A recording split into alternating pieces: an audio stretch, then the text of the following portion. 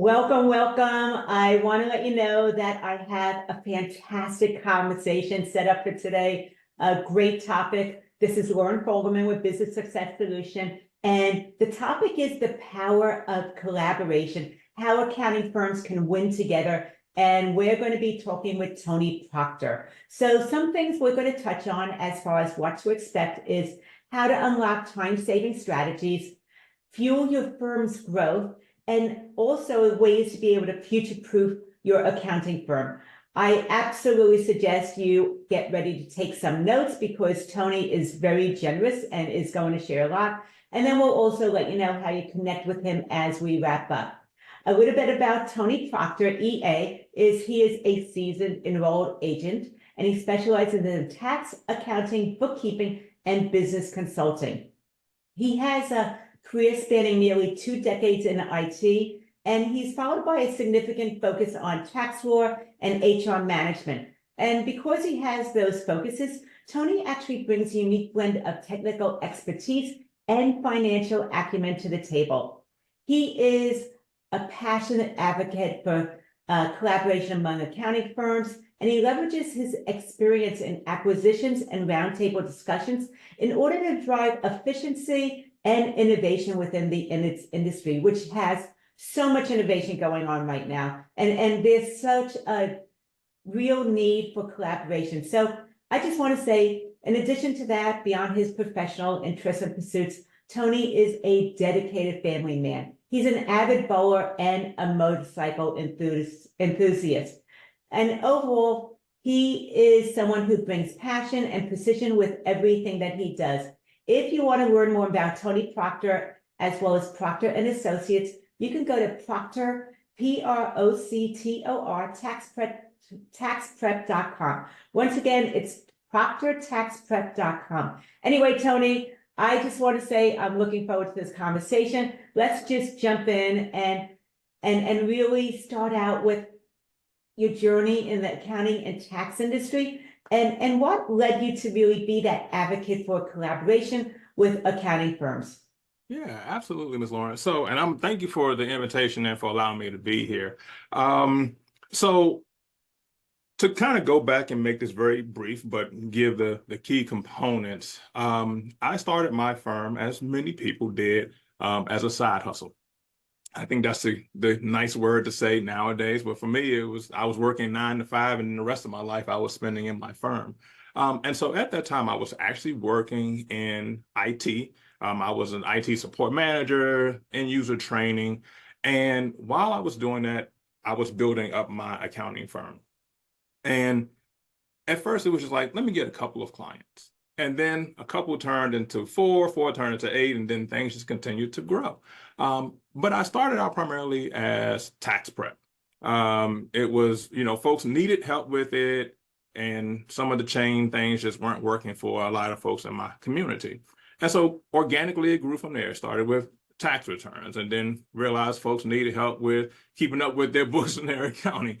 And then realized, oh, well, we got that going. Now I have payroll. And so anyone is in our industry knows that payroll, a lot of people have a love-hate relationship with it. I happen to have more love than hate right now. We'll see how I feel after the end of quarter compliance. And so just kind of taking that direction. But collaboration in IT, I was in support. And so collaboration was key because all departments, all groups have to talk to one another.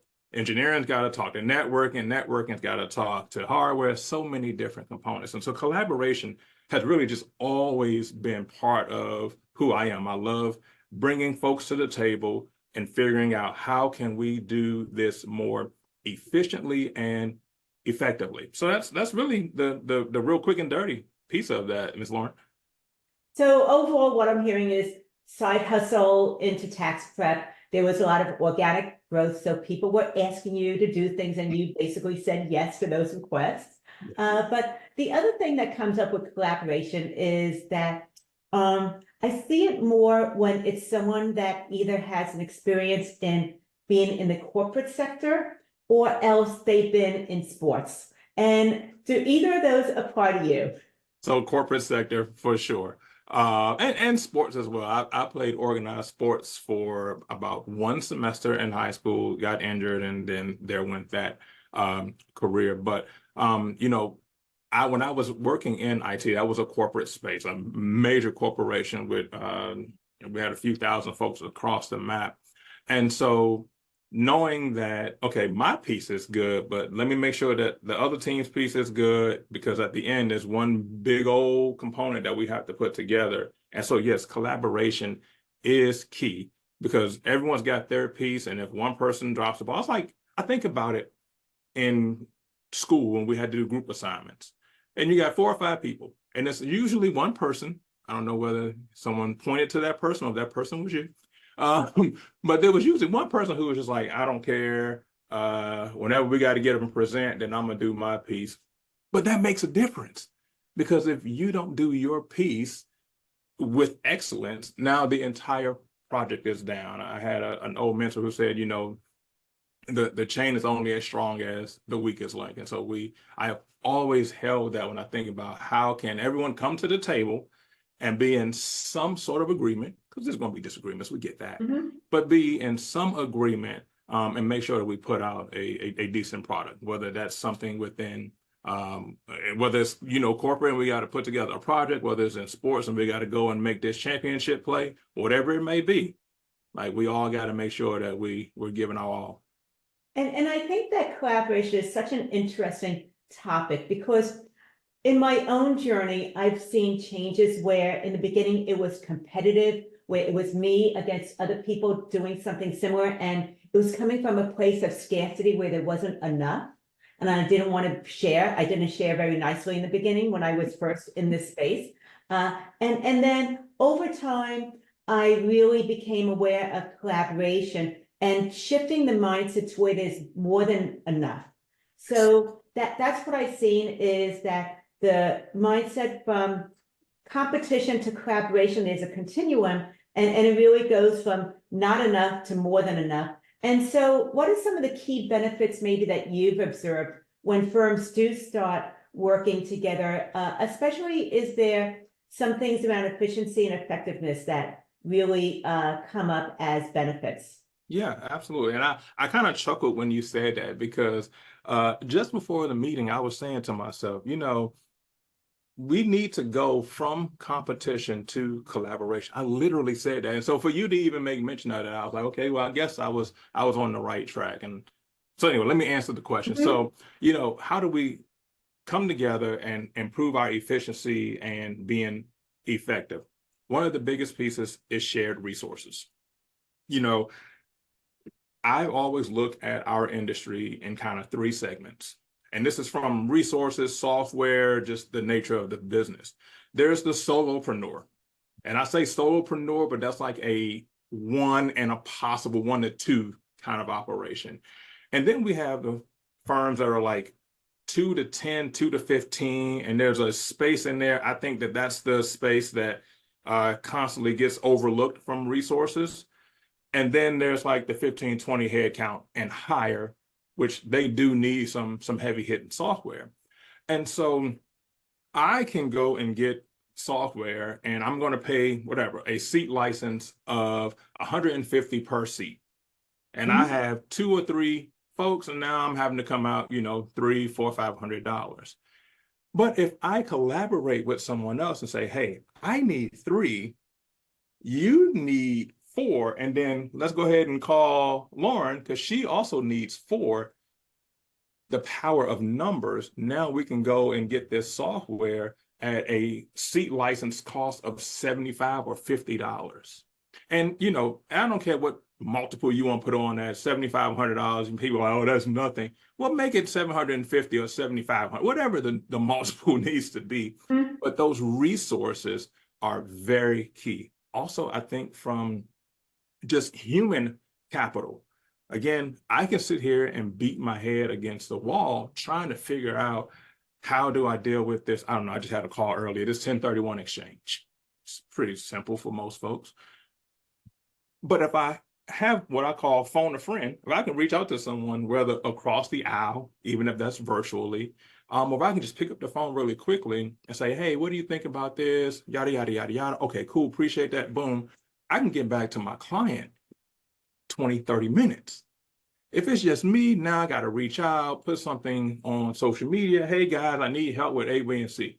And then 88 people will respond, but nobody's going to pick up the phone and help me walk through it, yada, yada, yada. And so now I look like the superhero because they called me and they were expecting that I was going to have to reach out and call someone and it was going to take a week. And I'm able to send them a response or pick up the phone and call them back in 20, 30 minutes or even an hour. That, like, we ultimately want to make sure that we can serve our clients the best way that we can. Will we always do it perfectly? No. I mean, we're all human beings. We all own this thing. But that shared resource, and even from a stance of like innovation, like I've been doing something a certain way for 20 years. But someone else comes along and they figured out a way to do it differently, and maybe they've only did it for a year or two. But if they can do it better, why am I going to say, well, I've been doing it 20 years this way. There's no way your new fancy way.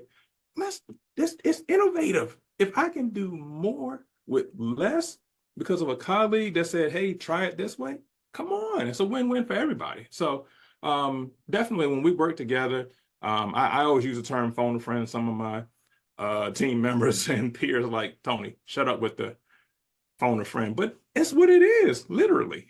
So I think that's definitely a key benefit there. And when you're talking about the collaboration, I'm thinking it can be very, very simple, where maybe you just have a core group and you are doing things with these particular people because you have history with them, you really know what works with them, it's very easy. Or it could be complex, where you have a web of people and you have certain different cohorts, for lack of a better word, where you can reach out to different people for different things. What have you seen tends to work best when somebody's getting started with this? So getting started, I think smaller, because as you get into larger groups, those larger groups ultimately have smaller cliques. I mean, it's the reality. And so if I'm starting out brand new, let me find a circle that may have 4 or 5 people in it that I trust them, they trust me. It's a mutual understanding. And if I reach out to them, they'll be able to get back to me pretty quickly. Starting out brand new, and let me just interject really quickly. Yeah. Like you have to prove yourself. I mean, I don't know, this is probably inappropriate, but it's almost like a game. Like you have to show that you're worth sitting at the table. And which means that not only are you going to come here and eat off the plate, but you're also going to contribute to the table as well. And so it's easier to do that when it's a group of 3, 4, or 5. When we have these larger groups, I mean, I'm in some groups that are, 50, 100 folks. And sometimes it's so much noise that your question can get lost, or no one remembers who you are because they see the other 88 names that are constantly in there. And so now when Tony says, hey guys, got a quick question, 13 other people were still following up on the conversation from 2 days ago. Mine gets lost, and now I'm like, no one cares about me. Well, they didn't see it because of all the extra noise. But again, those groups that are 50, 100 plus, they usually have smaller segments that are probably down to 5 or 10 anyway. And so starting out, I would say, hey, find you a solid group of about 4 or 5 just to kind of get the party started, and then let that organically grow from there. Okay, so I appreciate the clarification on that. And was there maybe a decisive moment for you where it really came, that light bulb moment of, oh my gosh, collaboration is really something that can take my firm to the next level? Yes. I think, and this is very recent. I have a number of examples, but the most recent one, there's a peer of mine that I'll be honest, I was internet stalking. And so we actually met in real life, and I was like, hey, this is weird, this is awkward, but I've been internet stalking you. And so She was like, oh my gosh, like little old me. And I'm like, yeah, little old you. You didn't even realize it. I never knew that we were going to cross paths in person. Fast forward 6 months after that, that person traveled to my office and we spent 2.5 days in like just straight up masterminding. I'm sharing, she's sharing, I'm coming out like ready to go. My team is looking at me like, oh my gosh, Tony, you became a monster in just a weekend, because there were so many different things and different perspectives that I was able to come, because I've been doing it a certain way. And if I can be transparent, some of my ways were probably Band-Aid ways, because I started out as side hustle and it just continued to grow. And I just had to pick one little piece to fix. And then 20 years later, it's like, what the heck is this Frankenstein monster that you have? But anyway, and so being able to have, and this was something we're like, yo, we're going to have to do this more regularly and bring more people to the table. Having that opportunity to sit down with someone who's been in the game for 5 years, 5, 6 years, but they've done probably as much, if not more, as what I've done, because they went into it in a different season.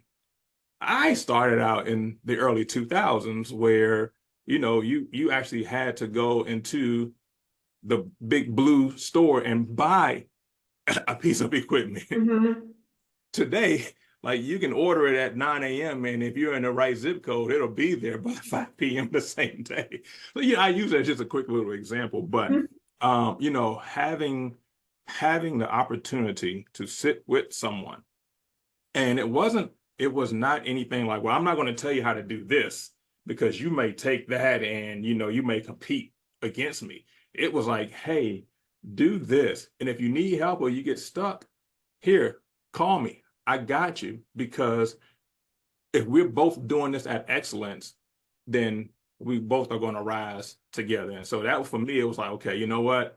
This is real deal. Like firms have got to be open to co-firming. I know we're going to talk about the whole trust component in a minute, but like you have to be open to that. And if you're not, you're like, hey, I'm ready to just start closing it up, then that's the decision that you can go with if you're ready to be out of it.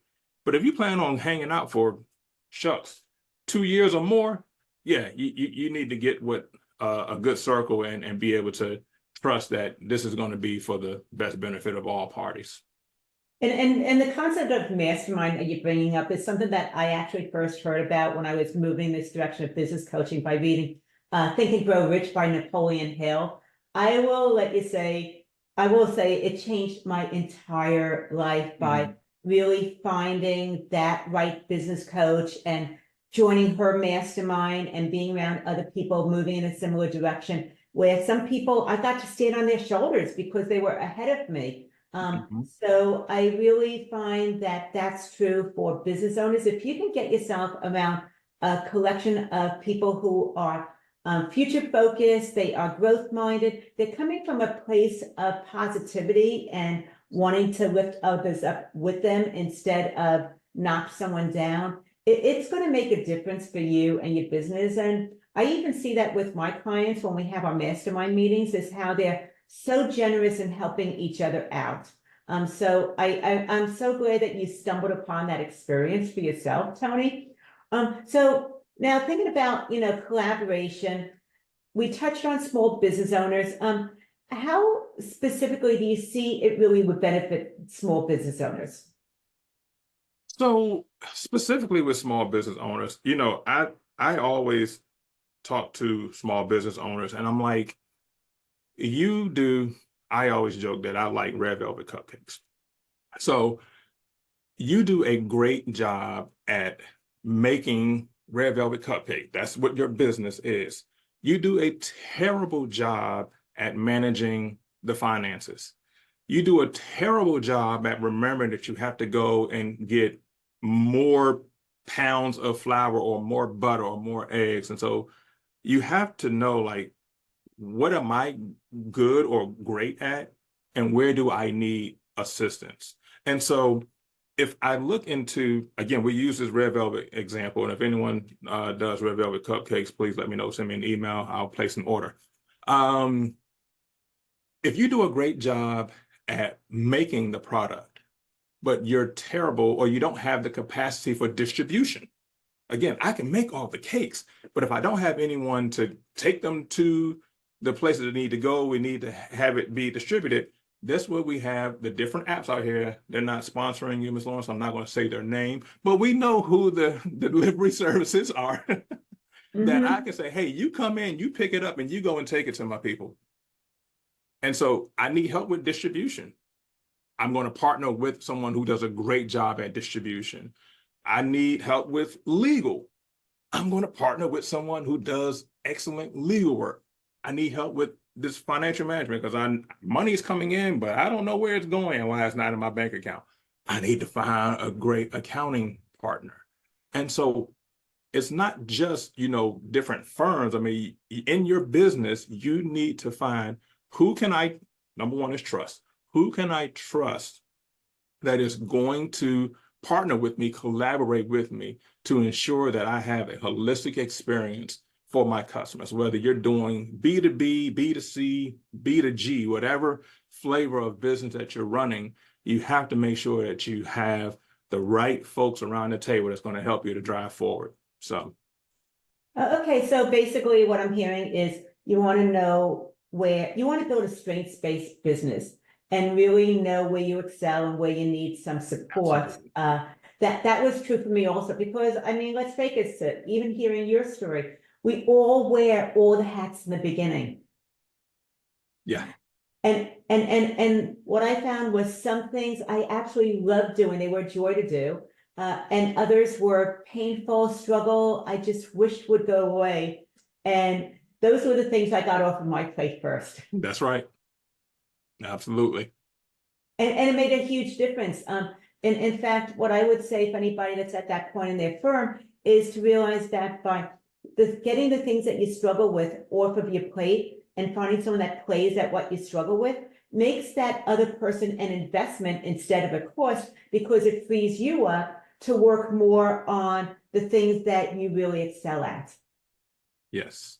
I always use the example of whatever your hourly rate is that partnership, that collaboration going to save you whatever it is that you're investing? Is it worth whatever your hourly rate is? And again, I don't care whether you're doing red velvet cupcakes or you're changing light bulbs on the doggone light up in the air that I think they get paid $50,000 per bulb that they change each year. Like whatever it is, whatever your hourly rate is, that's what you have to consider as what is my true investment?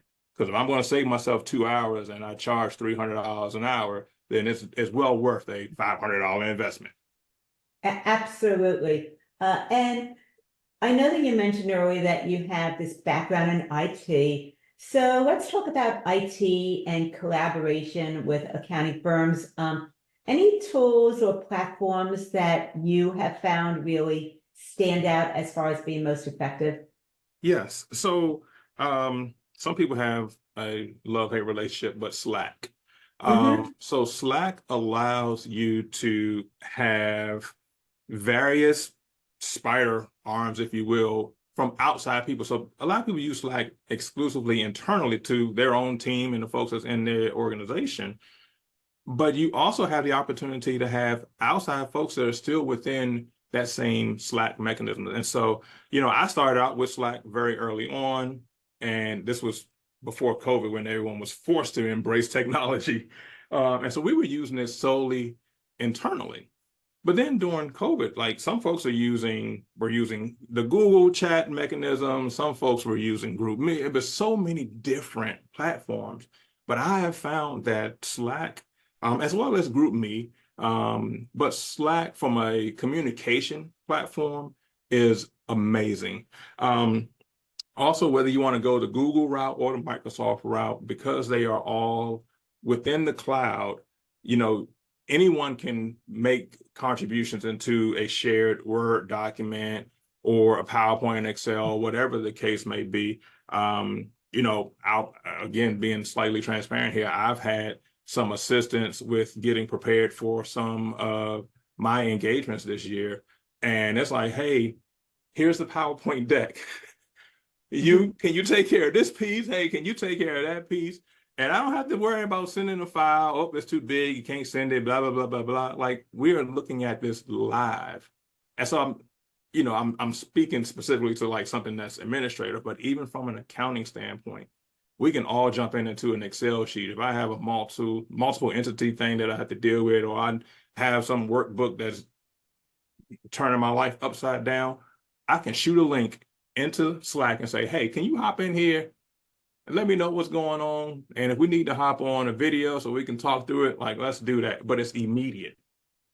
And so from a collaboration standpoint, technology, like if you don't embrace technology, you might as well just put the for sale sign up outside, because it's here to stay. Mhm. And you got to get with it or you're going to get kicked out, unfortunately. So you're a fan of Slack, and also some type of cloud-based collaboration, whether it's Google or Microsoft. Yeah. Perfect. And so let's talk a little bit about now skepticism. I went into my own experience of going from not enough to more than enough, and it changed everything. Another thing I just want to add with collaboration and being in a mastermind is that when you're around people who are more advanced than you are, they're further along, and they're getting the results that you crave, it can bring up jealousy and envy for some people if you're not aware of that happening within you. And one of the changes that I found for myself is, instead of going down that path of jealousy and envy, I had to change my perception to realize that if they can do it, I can do it too. And so it became, instead of that jealousy, it became now inspiration. So let's go into the skepticism, the common fears or challenges related to collaboration, the competition, sharing sensitive information. What's been your take on it? So it is a very interesting adventure. One, like we have to establish trust. And so by no means am I saying, hey, go out here, find another firm, and then tomorrow, all of a sudden, we're doing these major collaboration projects. Like you have to dip your toe in the water. And again, you have to prove yourself to the other side, and then vice versa. And so let's start out with something small. Hey, can you help me on this small piece of a larger project? Because if you come up missing or you screw it up, at least I don't have to redo the whole project. I just need to have someone come in and just fix this small piece. And so, yeah, there's the trust factor. The second piece is we have to have clear guardrails in place. And by guardrails, like who's doing what by when, and where is it documented? Because there's a lot of handshake agreements that happen. But we all have seen situations where things go to the left, and now everyone conveniently forgot what they said. And so we have to have it documented. We have to know what our goals. So we come together. What's the end goal? Is the goal to get this final project to the customer by the end of May? Is the goal for us to start with a project that's X size, and then let's continue to make this thing bigger, and then by 6 months or a year, we now can make a determination on, okay, we did a couple of test runs. Now, what's our next piece? So I definitely recommend that we have those conversations up front. It's documented, and we have goals. And just like, in any other business, like, or any other section, like, what are the goals? What are we trying to do? And when do we need to have it done? So that we can make sure that this is where we need to go. Because without that, that's where we start to question, like, oh man, did I make the right decision? From a documentation standpoint, what happens if they call my client after hours when I'm not around and they take them from me? Well, we should have agreements in place that say who is going to be facing or client facing. And look, the reality is that things can happen. Nothing is going to be 100% foolproof, bulletproof. But at least if we have things in place, it will help to know, like, how is it that we're going to drive forward how are we going to come together? What is it's two firms, three firms, whatever the case may be. How are we going to drive this thing forward? And everyone's on the same sheet of music.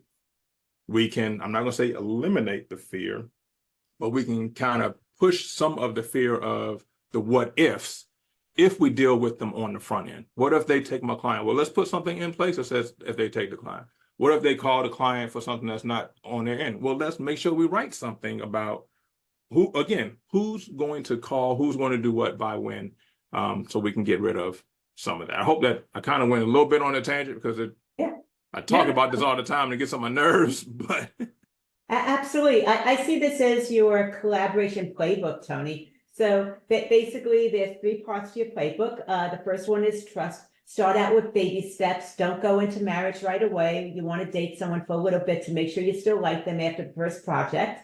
The second one is guardrails, really reverse engineering pretty much what it is you want to achieve, and then looking at who does what, when is it due by, as well as documentation in order to avoid confusion or maybe even redundancy. And then the third part is having agreements, those expectations, clarity around communication. And one thing that came up that I didn't hear is probably also agreeing on some type of NDA, because you're all sharing some proprietary information and you want to feel protected in that way. yes, absolutely. And so I from a documentation standpoint, really it's the legal protection. And so protection from competition, protection from disclosure of stuff that we all have information on. Like we want to make sure that we're protecting ourselves, we're protecting our brands, but then we're also protecting our clients at the same time. Absolutely. And once again, even if you're starting out new with someone like this, I think that they appreciate having boundaries and clear expectations that are really spelled out instead of those muddy waters. Yes, absolutely. Makes a difference for sure. So one final question that comes up for me is, let's look at the future. Any predictions about the future regarding collaboration and accounting, and how to be best prepared for these changes so that you're able to remain relevant instead of a firm of the past? Yeah. So I kind of I look at it in three different pieces. Number one, and I've already probably beat this one, but technology is only going to get bigger and bigger. And I do believe that with I guess the term has been coined, co-firming. I believe that there's going to be technology platforms that are going to come out that are going to allow firms to do the co-firming thing. And they're probably going to be packaged where they're going to have, you know, a template or a library of forms that you can use that are going to be like an NDA and, you know, maybe some benchmark. I think that's going to be here. And so we always have to keep our finger on the pulse of technology and recognize that in this day and age, yesterday's technology is different from today, and it's going to be much different tomorrow. I mean, everyone's talking about AI. I mean, my gosh, AI has been around for decades, but within the last 12, 18 months or so, it has taken off. And to a point where people are like, I'm going to look into it now. Let me see. It's like, well, you're looking at version 1, and they're at version 107 now. So we definitely have an increased reliance on technology.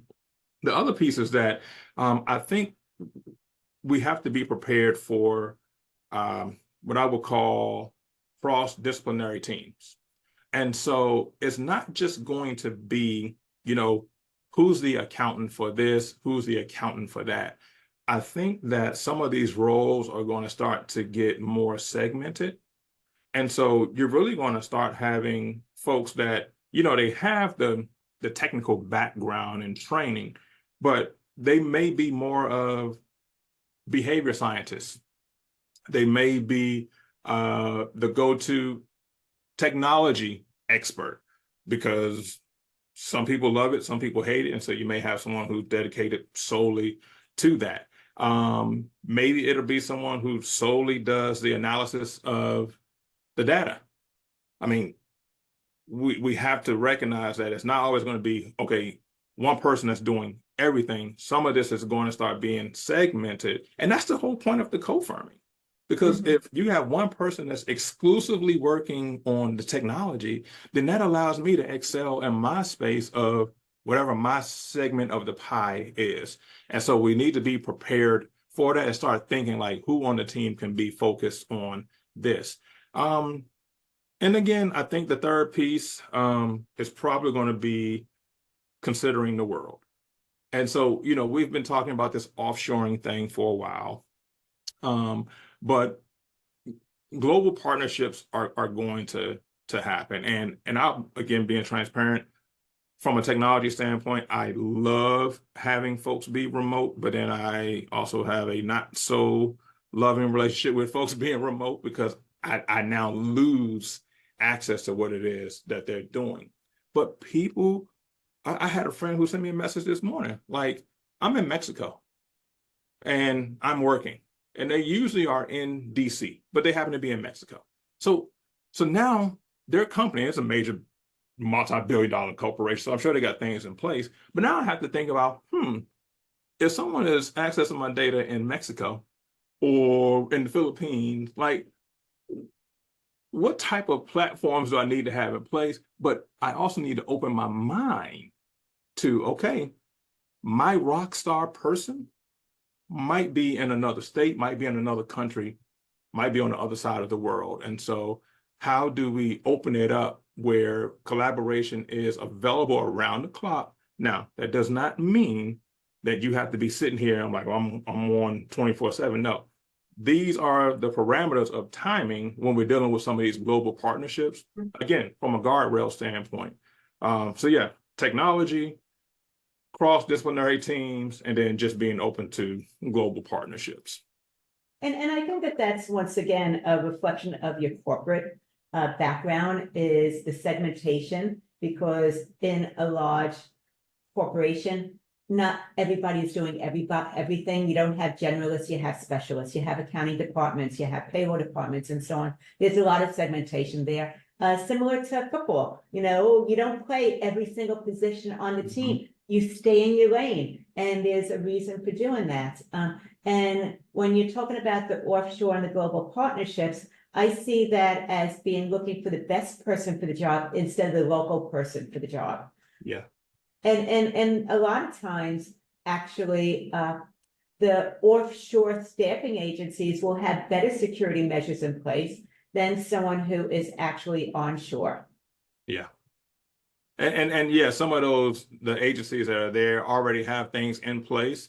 And so, yes, I'm probably going to be paying them a little bit of a premium, but that premium is for some of the technology components that they have in place, and not only for the person that I may be getting to join my team. So again, factoring in the holistic cost of this investment, if I don't have to go and get my own VPN because I'm working with someone who already has it in place, then absolutely, it's worth my while. Absolutely. And I think the word of looking at it as an investment instead of a cost is really significant. So, Tony, we covered a lot in a short period of time. You made some really powerful points. I always appreciate our conversations. Yes. And some of the things that we touched on is unlocking some of those time-saving efficiencies, being able to fuel your firm growth, and the future-proofing for accounting firms. So if somebody wanted to connect with you as well as Proctor and Associates, what's the best way for them to do that? So the best way is going to be social media. So on LinkedIn, Tony Proctor, EA, I'm there. On Instagram, I have my personal page and my business page. The business page, Proctor Tax CLT, is all business stuff. I go a little cuckoo for Cocoa Puff sometimes, but on the personal side, I am Tony Proctor.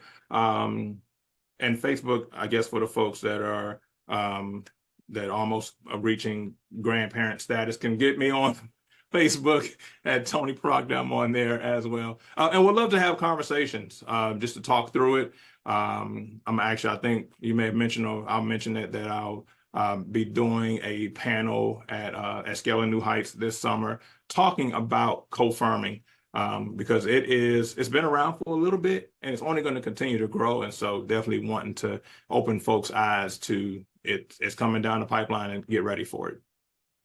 And that is one of the bonuses of being able to start out with a virtual relationship, is that I'm looking forward to meeting you in person at Scaling New Heights this year. So that's going to be extra special. But I just want to thank you for joining me and everybody that's joined us for this engaging conversation. This is Lauren Fogelman with Business Success Solution, showing accounting firm owners how to double their income while working half the time.